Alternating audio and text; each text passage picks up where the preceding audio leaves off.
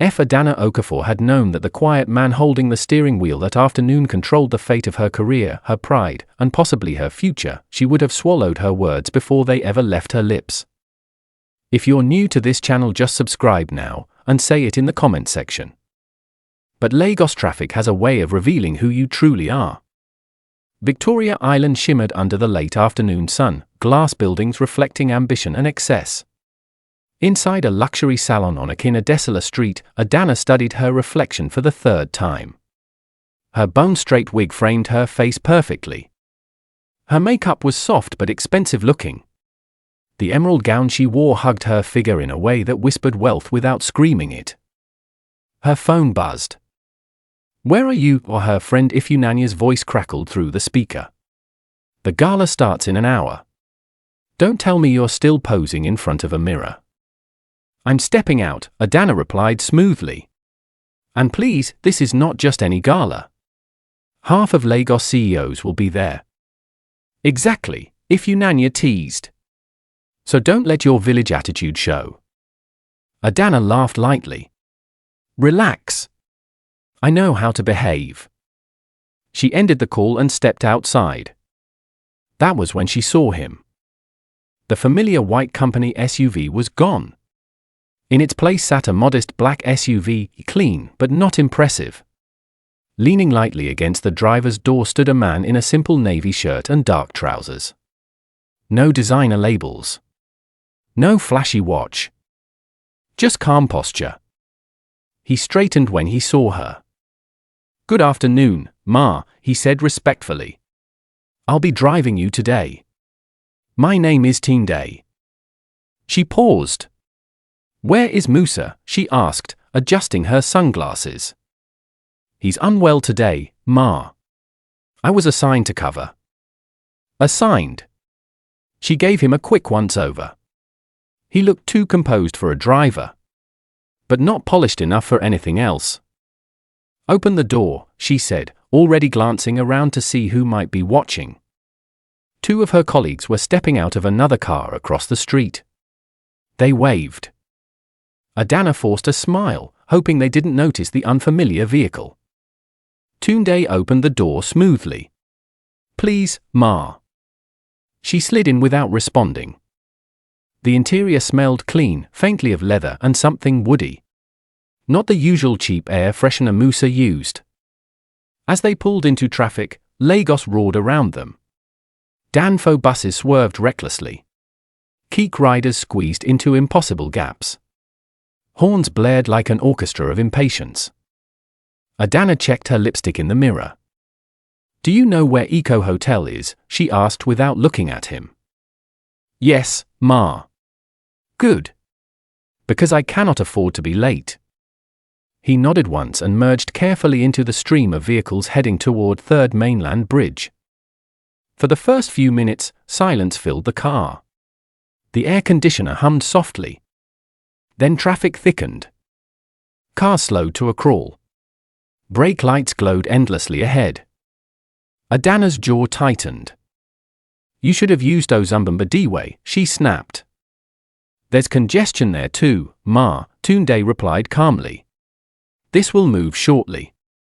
She checked the time again. 5:12 p.m. "This is why I prefer Musa," she muttered. "I apologize for the inconvenience." His tone was steady. Not defensive. Not irritated. Just steady. That calmness irritated her more. Her phone buzzed again. A message from Ifunanya: "We're almost there. Don't keep the billionaires waiting." Adanna's pulse quickened. Through the windshield, the bridge looked endless. A Danfo bus suddenly swerved in front of them, forcing Tunde to brake smoothly. Adanna gasped. "Can you at least drive properly? Or are you just used to carrying market goods?" The words sliced through the cool air. Silence followed. Even the horns outside seemed distant for a second. Tunde's eyes met hers briefly in the rearview mirror. There was no anger in them. Just observation. "Don't worry, Ma," he said quietly. "We'll get there safely." His calm response unsettled her. She expected defensiveness. Maybe even embarrassment. Instead, he adjusted his grip on the wheel and continued driving as if she had commented on the weather. She crossed her legs, annoyed. Traffic inched forward. As they moved across the bridge, the lagoon stretched wide beneath them, sunlight dancing on the surface. Boats glided slowly below. The city skyline rose ahead, steel, glass, ambition. "Turn on the radio," she ordered. He did. Soft jazz filled the car. She frowned. "Change it." He switched to a popular Afrobeat station. "Better." Her phone rang again. "Adanna." Ifunanya's voice sounded breathless. "Have you heard? The chairman of Adanna Holdings might be attending tonight." Adanna straightened. "The Adanna Holdings?" "Yes. They say he's young.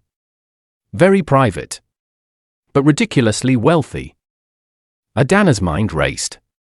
Adanna Holdings owned logistics firms, tech startups, oil distribution contracts, half the companies in her industry. "Imagine networking with him," Ifunanya continued. "Your promotion would be guaranteed." Adanna smiled slowly. "Don't worry. I know how to impress powerful men." She glanced at the rearview mirror and caught Tunde's eyes again. He looked away first. Finally, they descended from the bridge and approached Victoria Island proper. Traffic eased. "Take Armadu Bello Way," she instructed. "Yes, Ma."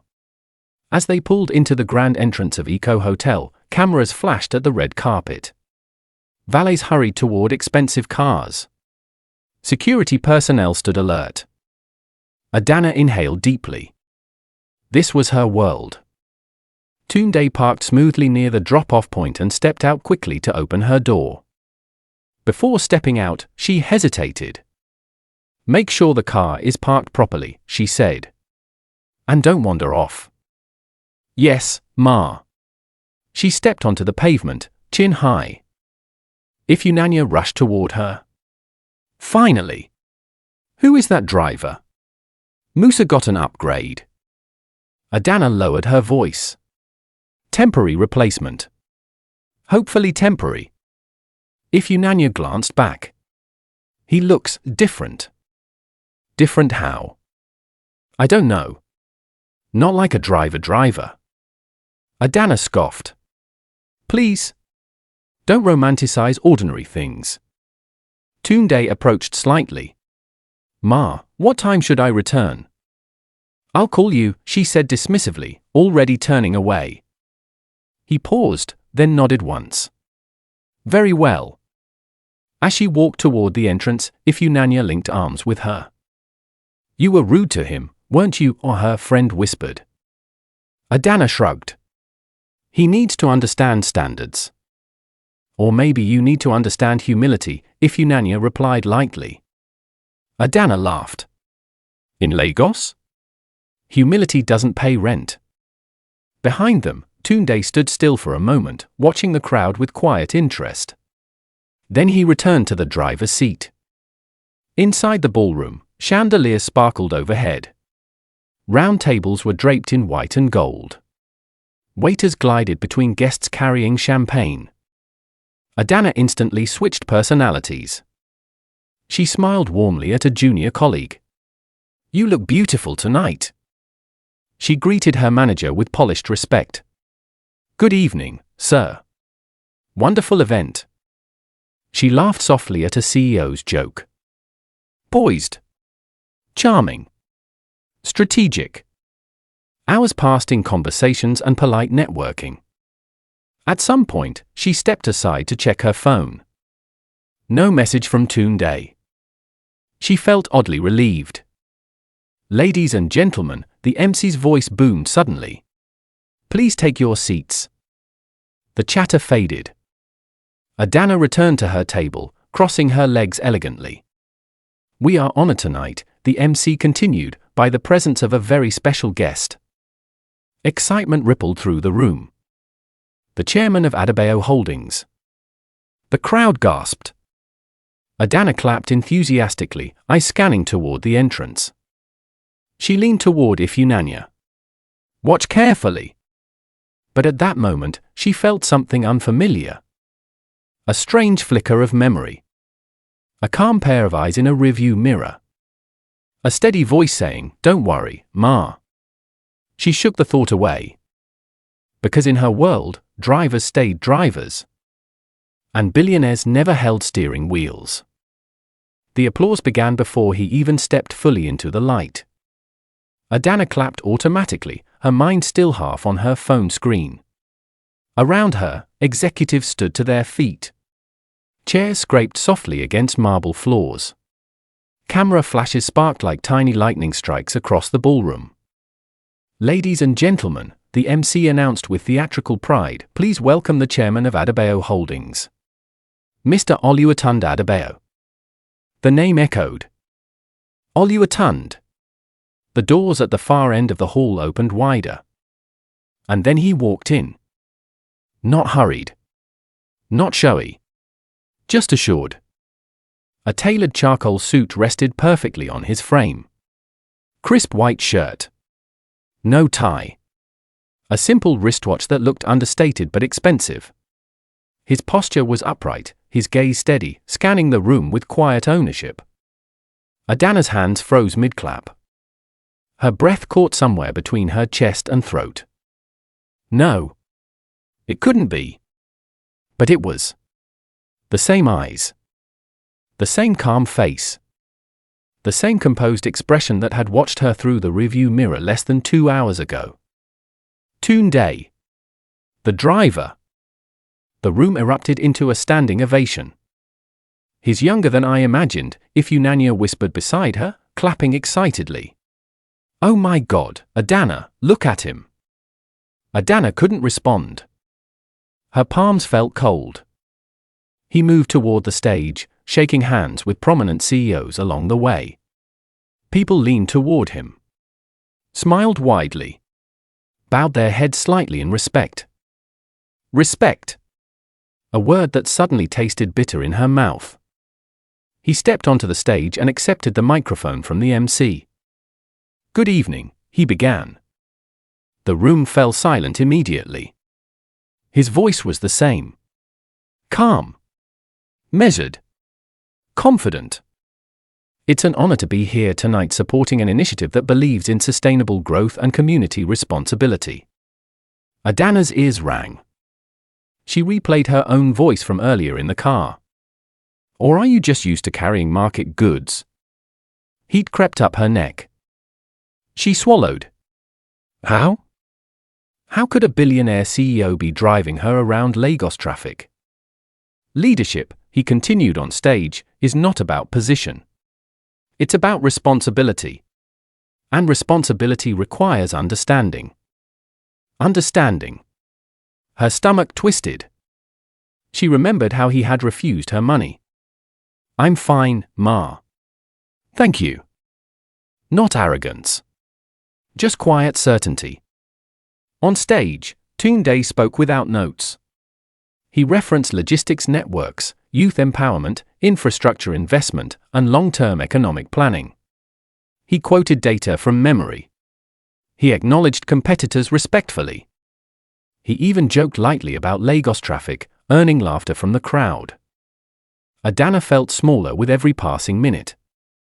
Because the man she had reduced to just a driver was clearly the most powerful person in the room. After his speech, the hall erupted again in applause. As he stepped down from the stage, several high-ranking executives rushed forward to greet him. Adanna remained seated. Her mind battled between embarrassment and disbelief.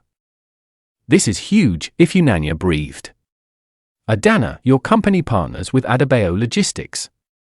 You might actually get to speak with him tonight." Speak with him. Her pulse spiked. What would she say? "Hello, sir. Sorry I insulted you while you were driving me like hired help." Her manager suddenly approached their table. "Miss Okafor," he said, smiling widely. "We may have an opportunity for you tonight." She straightened automatically. "So? The chairman sometimes interacts with mid-level managers from partner companies. If you're lucky, I'll introduce you. Her heart pounded harder. Yes, sir. Compose yourself, he added gently. This is not a man you impress with surface charm. If only he knew. Across the room, Tunde laughed lightly at something another executive said. His demeanor was effortless. Then, as if guided by some invisible thread, his gaze shifted. And found her. Their eyes locked. No confusion. No surprise. Recognition. Adanna felt as though the air had been pulled from the room.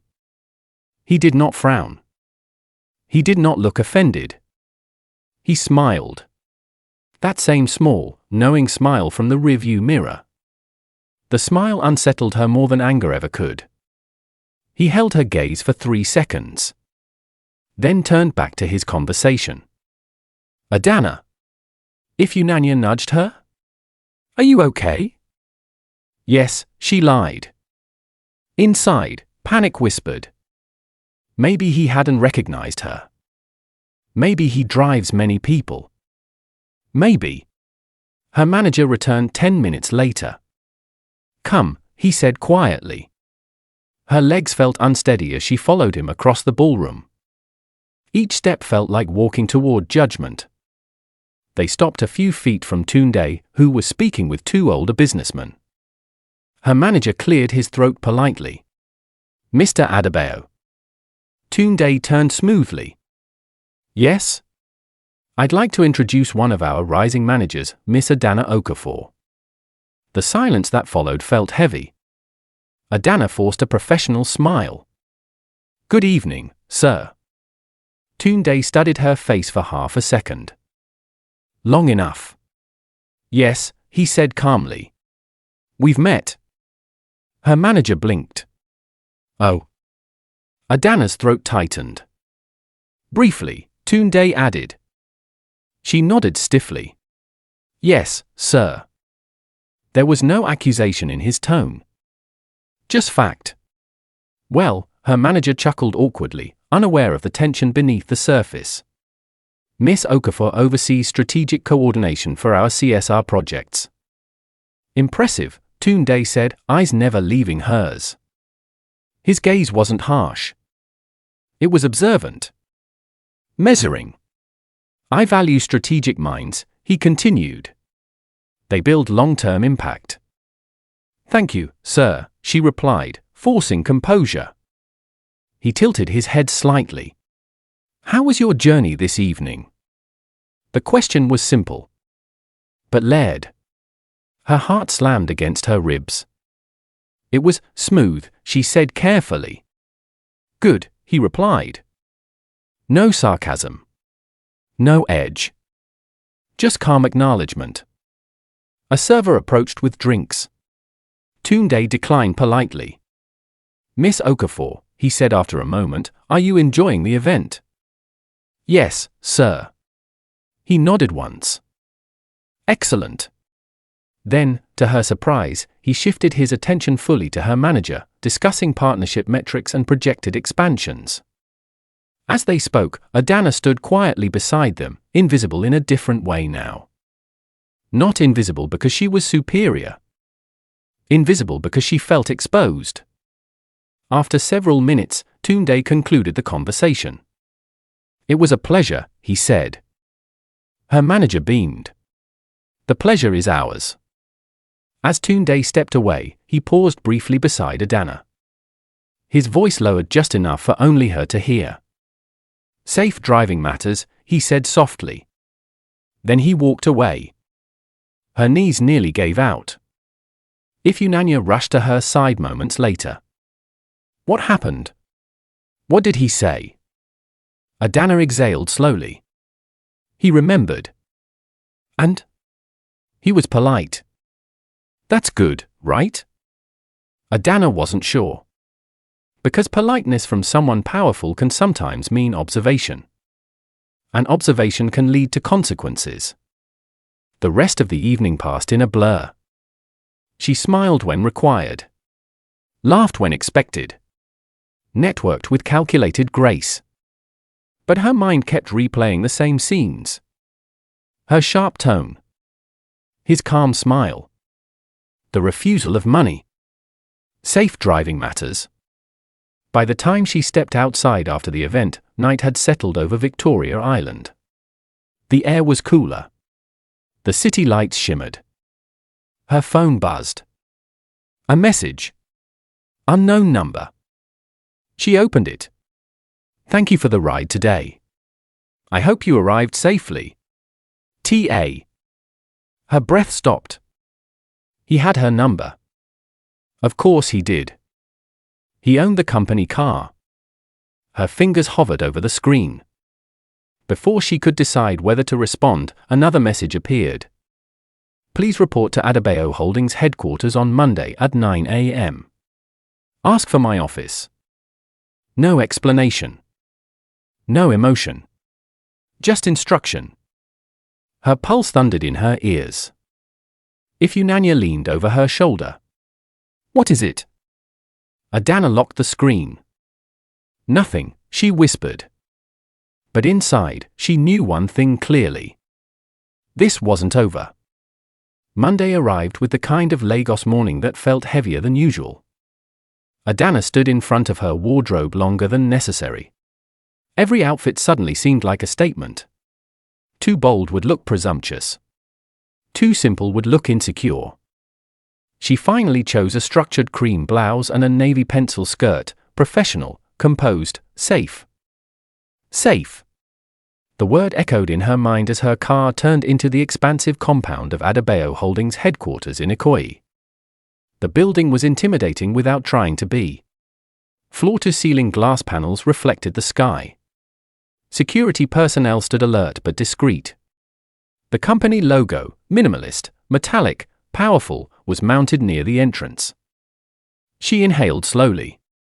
This was not just another office visit. This was a summons. Inside, the lobby was quiet sophistication. Marble floors. Subtle art pieces. A faint scent of something expensive but not overwhelming. Staff members moved with purposeful calm. She approached the reception desk. Good morning, she said, steadying her voice. I'm here to see Mr. Oluwatun Adebayo. The receptionist smiled politely. Name, please? Adanna Okafor.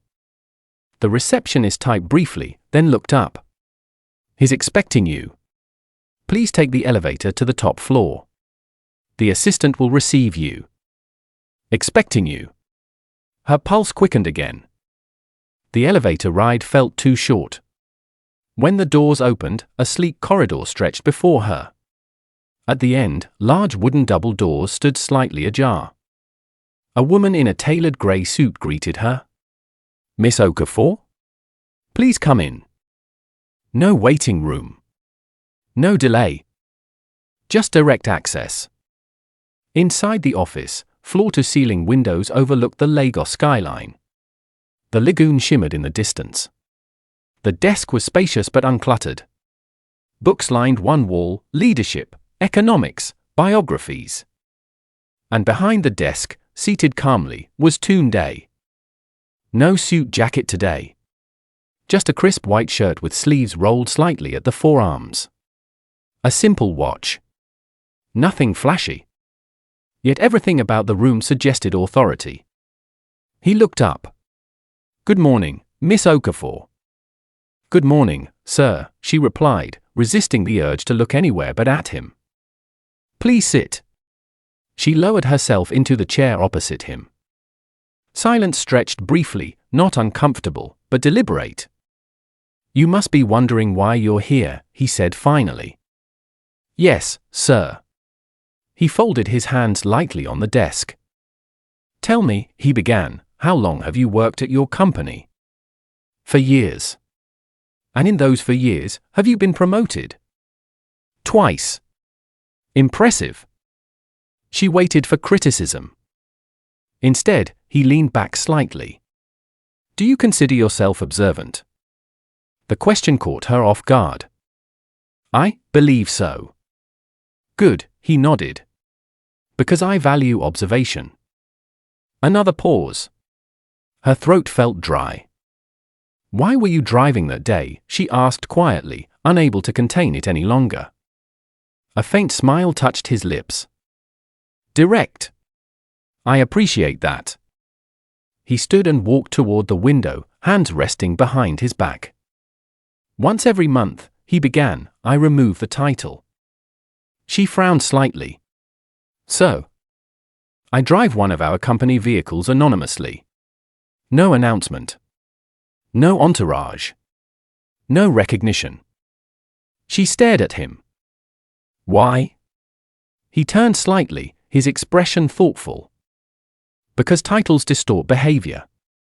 Power creates performance. People act differently when they believe you matter. Her stomach tightened. And when they believe you don't, he continued softly, that's when you see their true character.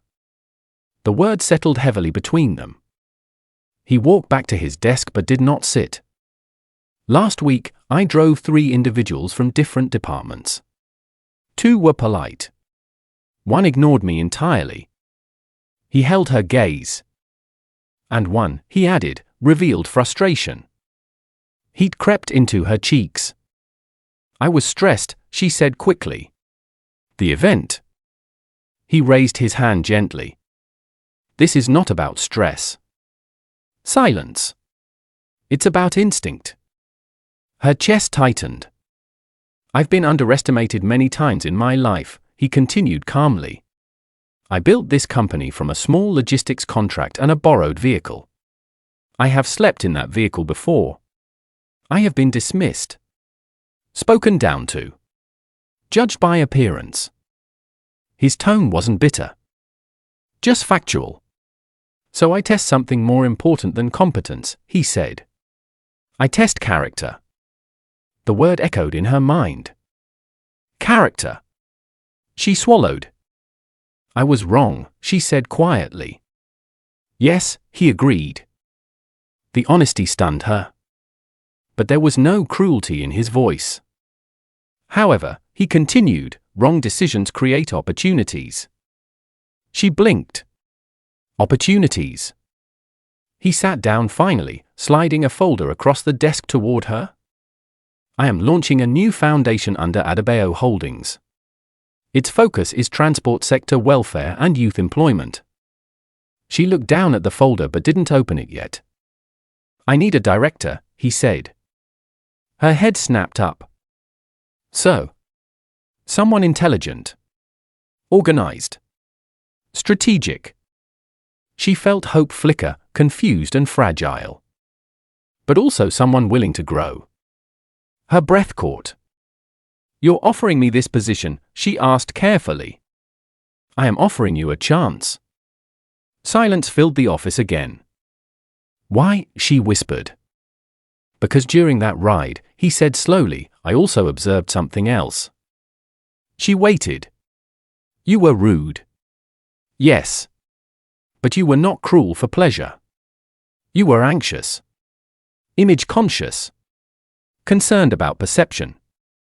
Her heart pounded. That can be corrected, he added. She stared at him, unsure whether to feel relieved or exposed. But growth requires humility, he continued. He leaned forward slightly. The position comes with a condition. Her pulse spiked again. For 1 month, he said, you will work directly within our logistics division. She frowned faintly. As a support staff member. No title. No office. You will report to the fleet supervisors. You will ride along routes. You will understand the system from the ground up. Her pride flared instinctively. You want me to become a driver? She asked. No, he replied evenly. I want you to understand them. Silence pressed against her ribs.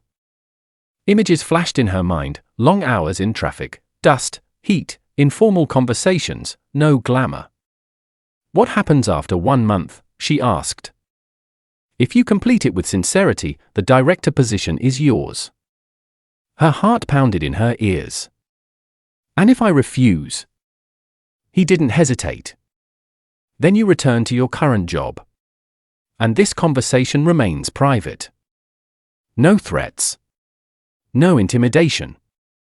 Just options. She looked down at the folder again. A foundation. A leadership role. Direct access to influence. Her ambition whispered loudly. But so did her pride. He watched her quietly, not rushing her decision. Finally, she looked up. "Why me?" she asked again. He held her gaze. "Because you have potential. And because you haven't met the best version of yourself yet." The words landed softly, but deeply. Something inside her shifted. She inhaled slowly. "I accept," she said. Not loudly.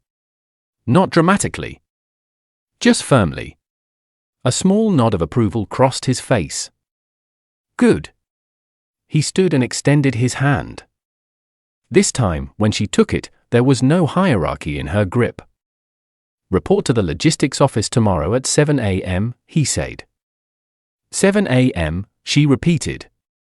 "The drivers begin early." A faint hint of humor flickered in his eyes. She almost smiled. Almost.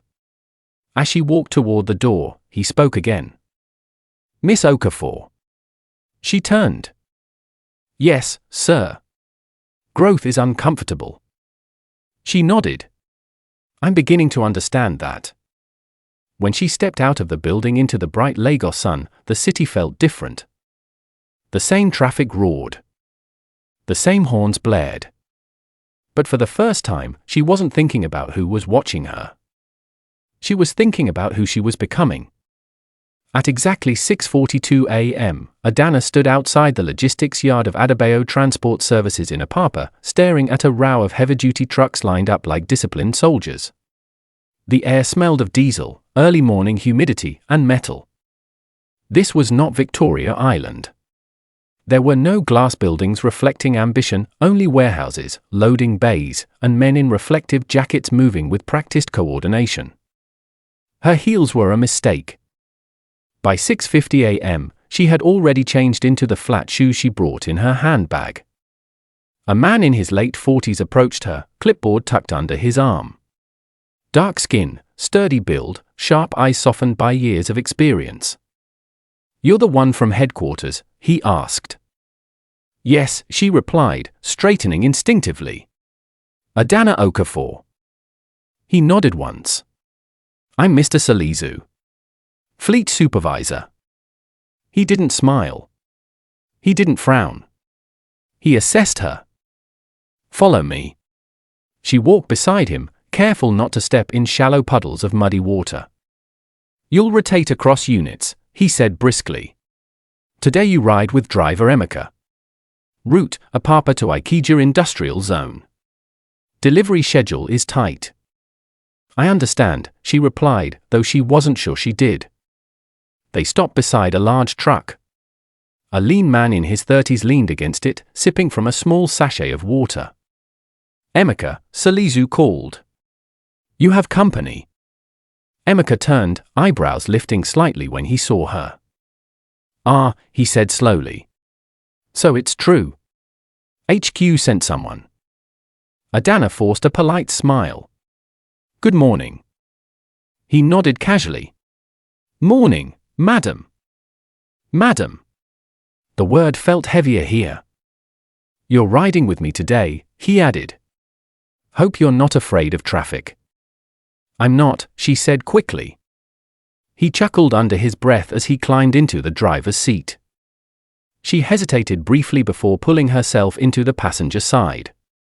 The interior was clean but worn. The seat felt stiff. The windshield carried faint streaks from countless Lagos dust storms. As they pulled out of the yard, she glanced at her phone instinctively. No network. Or maybe no signal she wanted to see. "You've done this kind of thing before?" Emeka asked casually. "Done what?" "Left air conditioning to enter real Lagos." She stiffened slightly. "I'm here to learn." "Good," he said simply. Because Lagos will teach you whether you like it or not. They merged into early traffic. Tankers rumbled past. Motorcycles darted dangerously close to the truck's blind spots. Emeka maneuvered carefully, eyes constantly scanning. "You people in office think we just sit and turn steering," he said. "But one mistake here, and it's headline news." Adanna watched the road more closely now. He wasn't exaggerating. "Do you enjoy driving?" she asked after a while. He shrugged.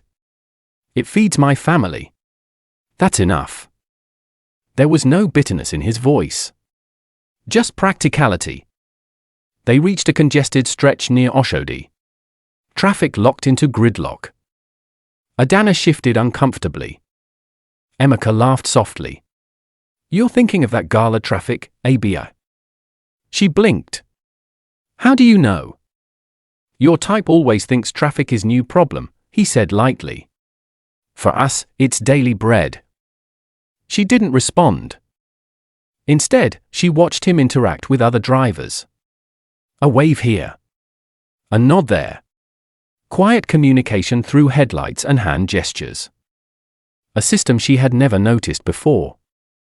Hours passed in deliveries, paperwork, brief exchanges with warehouse staff. She observed how Emeka checked cargo seals twice. How he recorded fuel levels meticulously. How he called ahead before entering narrow streets. At one point, a young street hawker approached the truck during a stop. "Driver? Gala? Water," the boy called. Emeka shook his head gently. "Not today." Adanna hesitated, then rolled down her window slightly. "How much is the water?" she asked. 200, the boy replied eagerly. She bought 2 sachets and handed one to Emeka. He looked at her briefly before accepting it. "Thank you," he said. The moment felt small. But different. By the end of the first week, her shoulders ached from long rides. Her skin felt slightly darker from exposure to sun filtering through the windshield. She learned the names of mechanics. The struggles of fuel shortages. The frustration of delayed port clearances. She listened.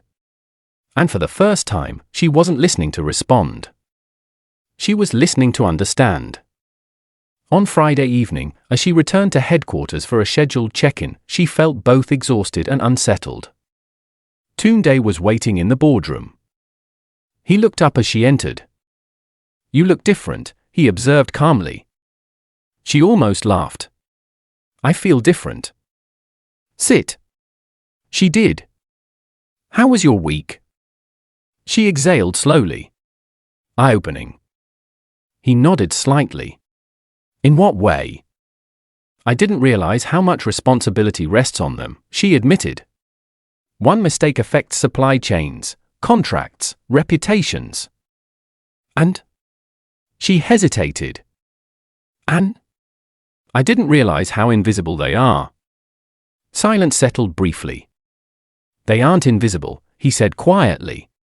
"They are ignored." The correction stung, but gently. She met his gaze. "You were right." "I usually am," he replied, a faint hint of humor softening his tone. For the first time, she smiled without calculation. "I owe you an apology," she said more firmly now.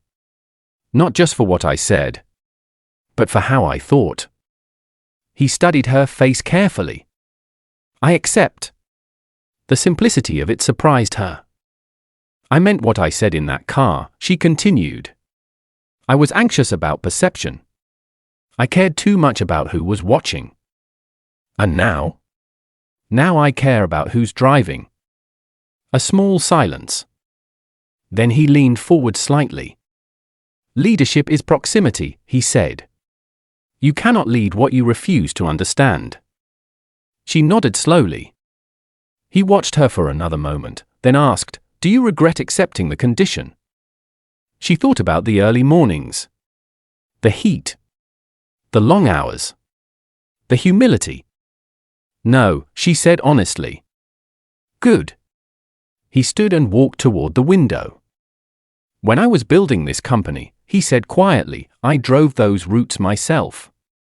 I negotiated contracts from the front seat of a truck. I was underestimated daily. She imagined it. You smiled that day, she said suddenly. He glanced back at her. In the car. Yes. Why? He was quiet for a moment. Because I recognized something. What? My younger self, he replied. Ambitious. Defensive. Afraid of losing status. Her chest tightened. And I knew, he added softly, that if someone had corrected me early, I would have grown faster. She absorbed that in silence. I'm not trying to embarrass you, he continued. I'm trying to refine you. The words were firm, but kind. For the first time since this began, she felt something shift beyond pride or fear. Respect. Not because he was powerful, but because he was intentional. I won't waste this, she said quietly. I know, he replied. There was no dramatic music. No applause. Just understanding. When she left the office that evening, Lagos traffic greeted her again. The horns. The impatience. The endless motion. But this time, when her car slowed near a logistics truck bearing the Adebayo logo, she didn't look away. She looked closely. And nodded slightly. Not because anyone was watching, but because she finally understood. By the third week, Adanna no longer checked her reflection before stepping out of the house at dawn. Her mornings now began with the sound of alarm at 5:30 a.m., not the gentle buzz of social notifications but the firm reminder of responsibility. She dressed in simple trousers and breathable shirts. Practical. Washable. Real. The first time she arrived at the yard before most drivers, Emeka raised an eyebrow. Ah. Headquarters is serious now, he teased lightly. She smiled. Don't start. He chuckled. You even greet before we greet you these days. She paused, realizing he was right. Growth had slipped into her habits quietly. During one route through Mile 2, a sudden downpour trapped several vehicles in partial flooding. Drivers grew tense. A smaller delivery van stalled in rising water. Without thinking about her shoes, Adanna stepped down from the truck. Madam. Emeka called. Careful. But she was already helping coordinate with two other drivers to push the smaller van toward higher ground. Mud splashed against her trousers. Rain soaked her hair. Her hands burned from effort. When the van engine finally roared back to life, the young driver inside grinned widely. Thank you, madam, he shouted over the rain. She waved dismissively. Just move before the water rises again. Back inside the truck, breathing hard, she laughed. Not the controlled laugh from gala events. A free one. Emeka glanced at her sideways. You're changing. I know, she said quietly. And you don't hate it. She looked out at the rain streaking across the windshield. No. By the end of the fourth week, she knew the names of almost every regular driver. She understood delivery bottlenecks. She had helped restructure a route schedule that reduced idle time by 15%. But more importantly, she had stopped measuring worth by appearance. On her final Friday in the yard, Salizu called her aside. You're returning to headquarters next week, he said. Yes. He studied her carefully. You listened more than you talked, he said. That's rare. She swallowed unexpectedly. Thank you, she replied. He extended his hand. She shook it firmly. No titles here, he added. But respect is earned. She nodded. And you earned it. The words meant more to her than she expected. On Monday morning, she returned to Adebayo Holdings headquarters. The building looked the same. But she did not. This time, when she walked through the lobby, she noticed the security guard's posture. The receptionist's patience. The subtle hierarchy in seating arrangements. Details she once ignored.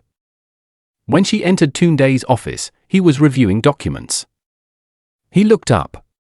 Well. She exhaled slowly. It's complete. He gestured for her to sit. Report. She almost smiled at the formality. Fuel tracking can be digitized further, she began. Some of the drivers manually log entries that could sync directly with fleet software. It would reduce discrepancies. He nodded slightly. Continue. Route optimization needs consistent oversight. When supervisors are overwhelmed, small inefficiencies multiply. He leaned back, listening. And morale, she added carefully, improves dramatically when drivers feel seen. A faint smile appeared. In what way? Simple acknowledgement. Occasional check-ins from management. Recognition of performance. Silence lingered briefly. You speak differently, he observed. I think differently, she replied. He studied her face carefully. Do you still believe humility doesn't pay rent? He asked quietly. Heat rose to her cheeks, but this time she didn't look away. No, she said honestly. Humility builds systems that pay rent. A low chuckle escaped him. Well said. He stood and walked toward a cabinet, retrieving a document folder. Adanna Okafor, he said evenly, effective immediately, you are appointed director of the Adebayo Foundation for Transport and Youth Development. Her breath caught, but she did not react dramatically. He handed her the folder. This position comes with authority. Budget control. Public visibility. She nodded slowly. But, he added, his gaze steady, authority without empathy becomes arrogance. I understand, she replied. Do you? Yes. He held her eyes for a long moment. Then he extended his hand again. Congratulations. This time, when she shook it, she felt neither inferior nor defensive. Just aligned. 2 weeks later, the foundation launch event was held in the same grand ballroom at Eco Hotel where everything had begun. The chandeliers sparkled just as brightly. The cameras flashed just as eagerly. But Adanna felt no need to adjust her reflection repeatedly. Backstage, she stood beside Tunde as the program unfolded. You're calm, he observed. I'm ready, she replied. He nodded approvingly. When he stepped onto the stage, applause filled the hall once more. He delivered his address with the same controlled confidence. Then he paused. This foundation, he said, exists to elevate those who keep our economy moving but are often overlooked. Adanna felt her heart beat steady, not frantic, just present. And its director, he continued, is someone who understands that leadership begins at ground level. He turned toward the side stage. Please welcome Miss Adanna Okafor. The applause rose. Not polite. Genuine. She stepped forward. Not because she wanted to impress, but because she belonged there. As she reached the podium, she scanned the room. Her manager from before was present, looking surprised but impressed. Ifeanyi sat at a front table, grinning proudly. And near the back, several drivers from the logistics yard had been invited. Emeka gave her a subtle nod. She began her speech. For weeks ago, she said, voice steady, I believed leadership meant visibility. The room quieted. I was wrong. She paused. Leadership means proximity. It means understanding the weight others carry daily. She spoke not from rehearsed charm but lived experience. She outlined initiatives for driver welfare, skills training programs for unemployed youth, safety grants for transport workers. No arrogance. No pretense. When she finished, the applause felt different. Earned. Backstage afterward, as guests mingled and congratulated her, she finally had a quiet moment with Tunde. Sir, she said softly, why did you smile that day in the car? He chuckled lightly. Because I knew you hadn't met the best version of yourself yet. She smiled. And now? He studied her briefly. You're closer. Not perfect. Not finished. Closer. As the evening ended and guests began to depart, Adanna stepped outside onto the balcony overlooking the city lights. Lagos still buzzed below, imperfect, chaotic, alive. She remembered the bridge traffic. The sharp words. The careless tone. She felt no desire to erase it. Because without that moment, she would never have confronted herself. Footsteps approached behind her. You're thinking again, Tunde said. Yes. About? She turned slightly toward him. How easy it is to mistake position for value. He nodded once. True wealth, he said quietly, is character. She looked back at the city. And this time, she understood completely. Q.